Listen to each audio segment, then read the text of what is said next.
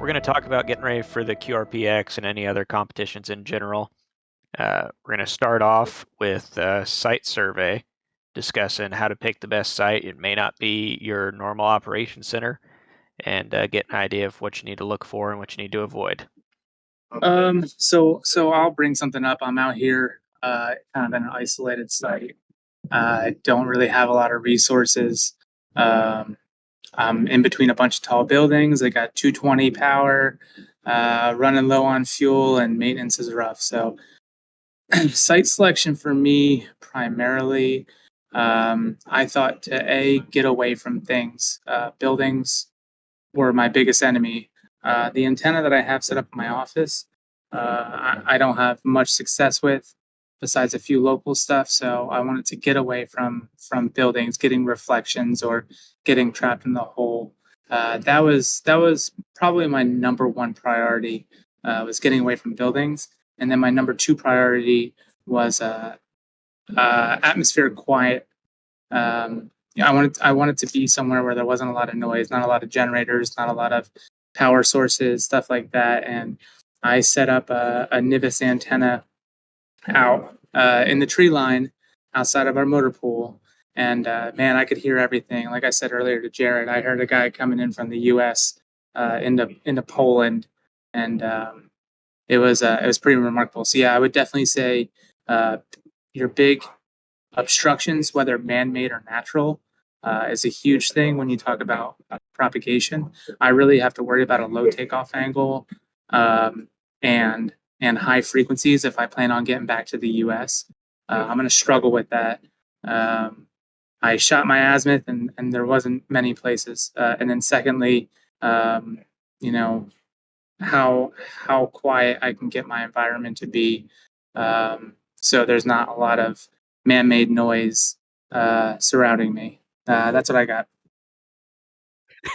I'm kind of in a unique situation being out here in the Mojave Desert. The tallest tree is a Joshua tree, which, if you've ever seen a Dr. Seuss book, it's kind of like that. So I don't really have anything that can do for natural mast. So I'm kind of stuck to either OE254 pole or a Queen. I've been fortunate enough to have a few new ones. Thank you guys have passed that ordered them. So I'll probably be putting up some dipoles on that. If not, the vertical whip will probably be a go-to for most of my QRPX, depending on what's really available. When I'm talking about vertical whip, I'm talking about the ground-mounted, like 32-foot whip, instead of just the man pack. But that's really all I got available for site selection. But as Rob put out, definitely get away from some tall buildings, and more important, stay away from any like big AC power, especially those green boxes at the end of the block. Those things are pretty noisy. So that's all I got for site selection. Oh, actually, one more thing. You might want to ensure that your space is set up so that you can you can actually operate. There's quite a few things that are actually going on, not just a guy on a ham mic logging and whatnot. Will actually kind of need a little bit of some field desk space. So just putting that out there. Yeah, we'll talk a little bit more about that when we get down to the talk layout, because that's a big critical point. YOX, Rob, you got anything? Yeah, for the National Guard side of things, this is really where it's advantageous for the Guard and levels the playing field because now everyone's on your level as far as equipment and capability. You're running battery power in one of your radios, and so your site selections for me, for example, in the southeastern United States, I got the Appalachia. You get to go out, go get remote. You have a advantageous terrain with a lot of height, a lot of trees, a lot of things to pick from. And because since everyone's bumped down to battery power, this is where you're going to excel, and you can pick more juicier spots than, let's say, active duty units. And that being finding a nice mountain where you can get into an electrically quiet environment. Find a tree, a couple trees, and really, set up your antennas to outshine the rest of the crowd. So yeah, good point there with getting away from RF quiet, and you mentioned it briefly, but a mountain. If you can get elevation with QRP, height is king. Jared, anything? For site selection, actually, one of the pictures I threw up in the chat for the QRZ page is one of our QRPX antennas from last year. We had a good idea fairy and tried to make a Yagi out of wire, which works, but not well enough to justify the effort. But regardless, the site selection, we just we look for the largest open field on posts and occupy by force. A lot of these are really good points for site selection. Basically, it's like don't get stuck inside something, and really plan out where you're going to be. How many antennas you're going to have set up? That's a huge one. I remember 10th Mountain. I think at some point we had like 7 antennas set up for some of these contests, from off-center feds, a football-sized loop, the quarter-mile long wire, and a few dipoles. So you really have to. You have all these great ideas. Just be cognizant of it before you go into it. All right, back to you, Cody. Rob brings up a key point there, rolling along with site selection that works right with the next topic, antenna selection. Cody mentioned limitations in the desert. Rob mentioned overcrowding in an area. So you got to think about what antennas you're using and what you have space for, as well as making those work with your individual radios. All right, Matt, you got anything on that?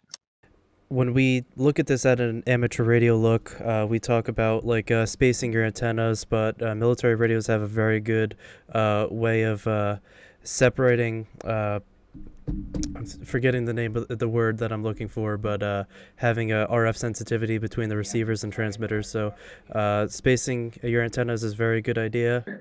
Yeah, so I think one thing to think about is, what can your antenna do?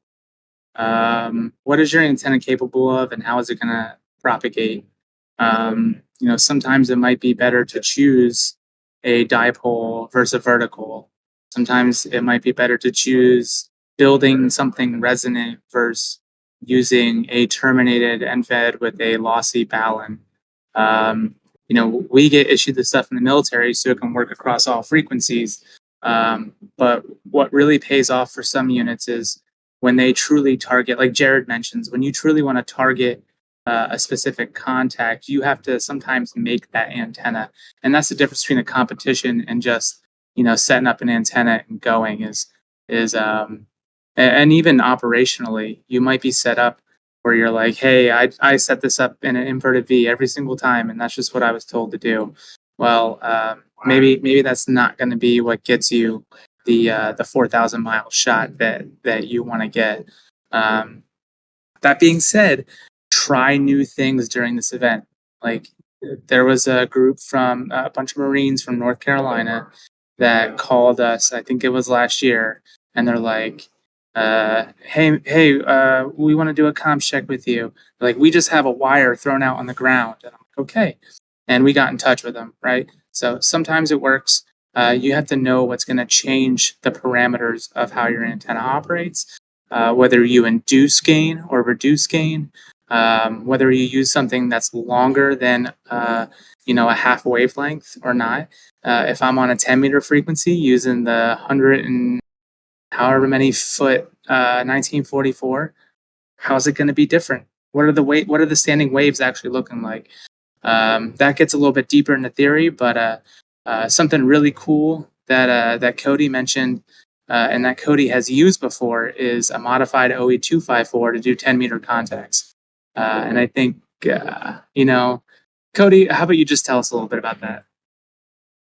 Yeah, sure. So I was fortunate enough to have a antenna analyzer with me, a little rig expert one time, and I was like, "Hey, let's check out an OE254 and see where it's resonant at." In its normal configuration, the biconical dipole, it has pretty crap SWR right at 30 megahertz, which is the radio it's meant to work with. But it actually gets pretty wide banded and is very efficient once it gets up to about 45 megahertz and beyond. So I figured, since you just add a little more length, you should probably bring the resonance down. So what I did was I took the original 3 elements that come off of the feed cone and added the first one, the largest one, another set of that. So instead of the normal 3, it had 4 sections coming off the feed cone, and I got pretty close to resonance on the lowest part of the 10-meter band. I just set up my radio and went away with it and did a POTA activation. Got way more contacts than I thought I was going to get. So I did end up having to use my tuner just a little bit to go across the entire 10-meter band, but that's something that you could probably experiment with. Just remember that an OE254 is it's a 4-to-1 balun inside of there, and it's about a 200 ohm resistive antenna. So yeah, get froggy with it and just experiment. I will take note that the height of the antenna will affect a little bit of the takeoff angle. So if you seem like you're shooting a little too far, might bring it down just a little bit, and maybe you can bring some stuff in. Cody, how many contacts you get that day? I think it was about 375 and a total of like a little over 2 hours of continuous work. Most of my contacts were all made from Texas and east, so that was my skip angle there. But Yeah, I hit something not Hawaii, and I hit Hawaii and a lot of South America contacts on an OE254. I was super surprised. Yeah, I think something not mentioned in our notes today, small stuff to keep in mind is that sunspot number. What's it going to look like next week? And how far are we going to be able to send it? Because we've had really high peaks this year. I mean, I did a POTA activation too and got about 110 meter contacts. I couldn't even get off of it. That's how many people are on. So I'm hoping for that, a good sunspot number and solar indexes the week of the competition, because that's going to give us some good openings across the Atlantic. So that's some good stuff on antennas, guys. A thought to go along with Cody's mention that the OE254 is a 4-to-1 balun.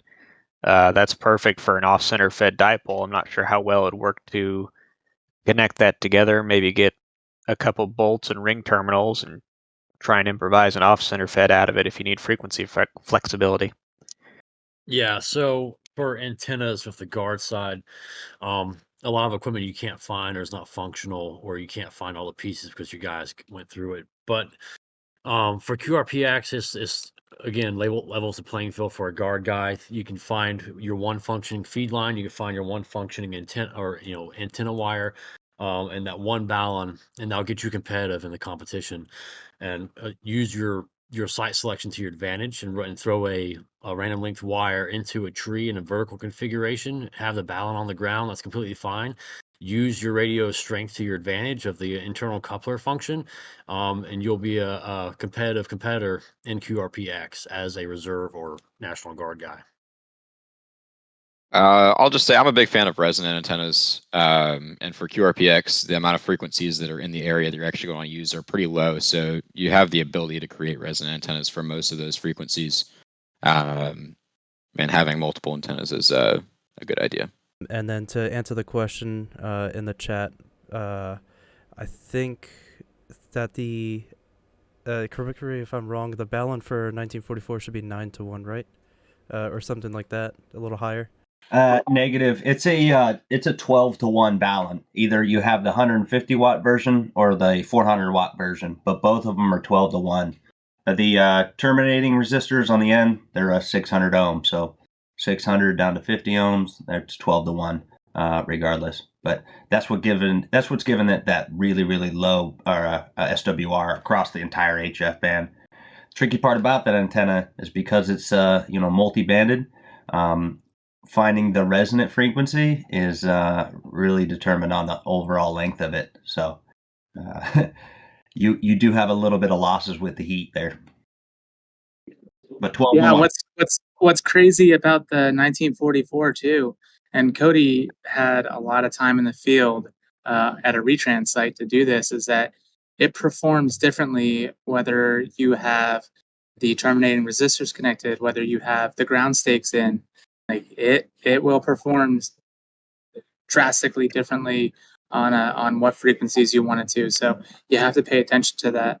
And that brings up a good point of just testing your stuff. Get it out, play with it when you have the opportunity. I know, like for a guard unit, that might be difficult because they always seem, at least in my experience, we always have CBTs and every other crap, and you get about an actual half day of real training or opportunity. But get your stuff out and play with it when you can.